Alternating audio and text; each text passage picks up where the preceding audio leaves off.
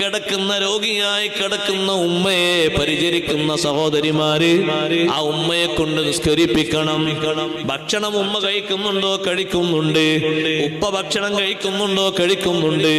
ആരെങ്കിലും വന്നാ സംസാരിക്കുന്നുണ്ടോ? സംസാരിക്കുന്നുണ്ട്. ഇതിനൊന്നും കുഴപ്പമില്ല. പത്രം വായിക്കുന്നുണ്ട്. സദാസമയത്തും ഗുളിക കഴിക്കുന്നുണ്ട്. പിന്നെന്താ കുഴപ്പം? കിടപ്പിലാണ്. ആ കിടപ്പിൽ വെച്ച് ഉപ്പ വിസർജിക്കുന്നുണ്ടോ? ഉണ്ട്. വൃത്തിയാക്കുന്നുണ്ടോ? വൃത്തിയാക്കുന്നുണ്ട്.